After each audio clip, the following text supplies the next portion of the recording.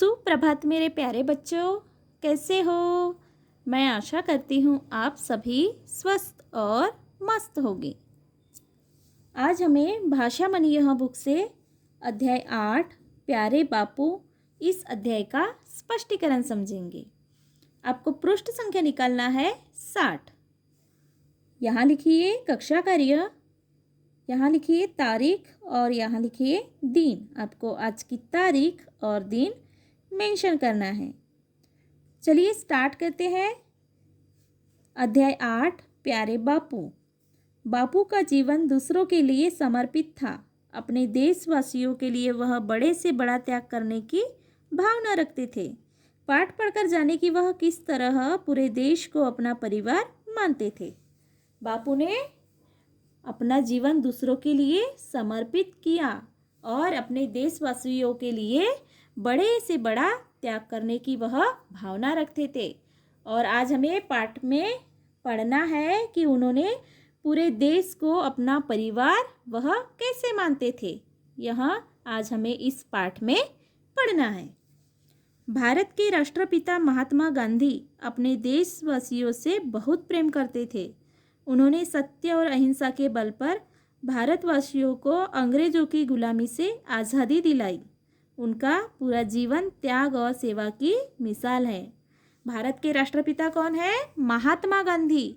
और उन्होंने अपने देशवासियों से वह बहुत प्रेम करते थे।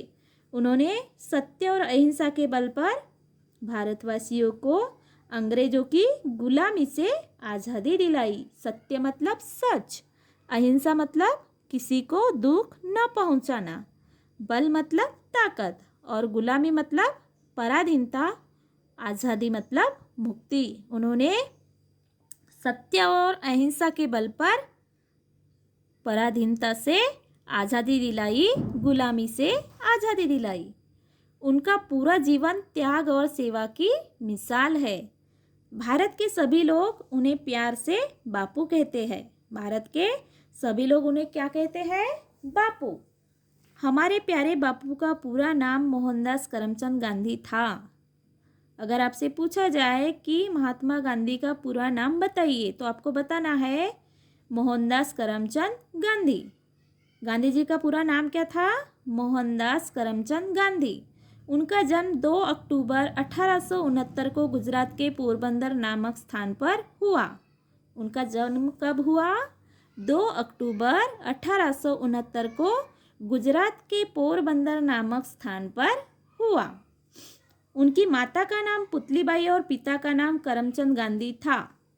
महात्मा गांधी जी के माता का नाम पुतलीबाई और पिताजी का नाम करमचंद गांधी था। गांधी जी से मिलने अनेक लोग आया करते थे। गांधी जी से मिलने अनेक लोग आया करते थे। एक दिन एक छोटा सा बालक बापू से मिलने आया। एक दिन क्या हुआ? एक छोटा सा बालक बापू से मिलने आया। उसने बापू को एक धोती में देखा तो उसे बहुत दुख हुआ। उस बालक ने बापू को एक धोती में देखा तो उसे बहुत दुख हुआ। वह सोचने लगा कि इतने बड़े बापू और तन पर कुर्ता तक नहीं। वह दुखी कब हुआ? उसने क्या सोचा कि इतने बड़े बापू है और इनके तन पर कुर्ता तक नहीं है, इसलिए वह बालक दुखी हुआ। वह अपनी जिज्ञासा को रोक नहीं पाया। जिज्ञासा मतलब जानने की इच्छा।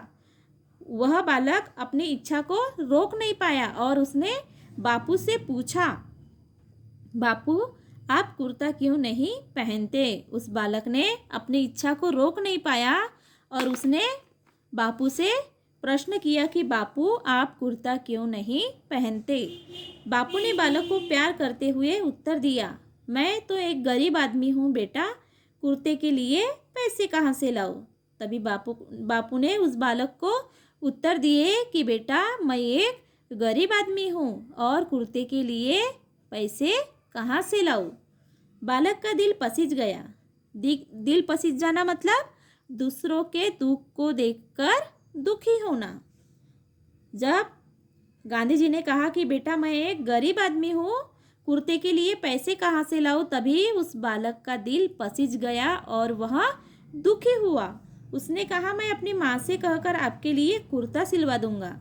तभी बच्चे ने कहा कि मैं अपनी माँ से कहकर आपके लिए कुर्ता सिलवा दूंगा, फिर तो आप उसे पहन लेंगे ना। उस बच्चे ने कहा, मैं अपनी माँ से कहकर आपके लिए कुर्ता सिलवा दूंगा, फिर तो आप उसे पहन लेंगे ना। इस तरह से उस बालक ने गांधी जी से कहा। बापू ने पूछा, तुम्हारी माँ कितने कुर्ते सिलकर दे सकती है? तभी बापू ने उस बालक से कहा कि बेटा, तुम्हारी माँ कितने कुर्ते सिलकर दे सकती है? बच्चा खुश होकर बोला, कितने चाहिए आपको? 1, 2, 3, जितने चाहिए उतने सिल देंगे। तभी बच्चा बहुत खुश हुआ। कब खुश हुआ? जब बापू ने उसे पूछा कि तुम्हारी माँ कितने कुर्ते सिलकर दे सकती है। तभी बच्चा बहुत खुश हुआ, प्रसन्न हुआ और क्या कहने लगा कि बापू, आपको कुर्ते कितने चाहिए? 1 चाहिए, 2 चाहिए या फिर 3 चाहिए? आपको जितने भी लगेंगे उतने मेरी मम्मी आपको कुर्ते सिलकर देगी। बालक का आग्रह देखकर बापू बोले, आग्रह मतलब जोर देना। बालक का आग्रह देखकर बापू बोले कि बेटा, मेरे 40 करोड़ भाई बहन हैं, जब तक उनमें से हर एक के तन पर कुर्ता नहीं होगा मैं कैसे पहनूंगा। तभी बालक का आग्रह देखकर बापू ने कहा कि बेटा, मेरे कितने भाई बहन हैं? 40 करोड़, और जब तक उनमें से हर एक के तन पर कुर्ता नहीं होगा मैं कैसे पहनूंगा। क्या तुम्हारी माँ सबके लिए कुर्ते सिल देंगी? तभी बापू ने इस बच्चे से कहा कि बेटा, इन 40 करोड़ भाई बहन के लिए तुम्हारी माँ कुर्ते सिल के देंगी क्या? बालक सोचने लगा, बापू ठीक ही कहते हैं। तभी बालक सोचने लगा कि बापू ठीक ही कहते हैं, जब तक सबके पास कुर्ते नहीं होंगे वे कैसे पहन सकते हैं। तभी बालक ने सोचा कि गांधी जी ठीक कह रहे हैं, बापू ठीक कह रहे हैं, जब तक सबके पास कुर्ते नहीं होंगे वे कैसे पहन सकते हैं। वे सबसे बड़े जो है, यहाँ सबसे बड़े जो है वे तो सबके बापू है। बालक को समझ आ गया था कि बापू पूरे देश को अपना परिवार मानते हैं। तभी यहाँ बालक सोचने लगा कि बापू पूरे देश को अपना परिवार मानते हैं, सभी उनके भाई बंधु हैं, सभी उनके भाई बंधु है, एक कुर्ते से बापू का काम नहीं चल सकेगा। तभी यह बालक ने कहा कि वह सभी उनके भाई बहन हैं और एक कुर्ते से बापू का काम चल नहीं सकेगा। इस तरह से यह है इस पाठ का स्पष्टीकरण। आपका गृह कार्य है, पाठ का ध्यानपूर्वक पठन करिए और स्पष्टीकरण समझिए। आज इतना ही, मिलते हैं नेक्स्ट पीरियड में। तब तक के लिए बाय।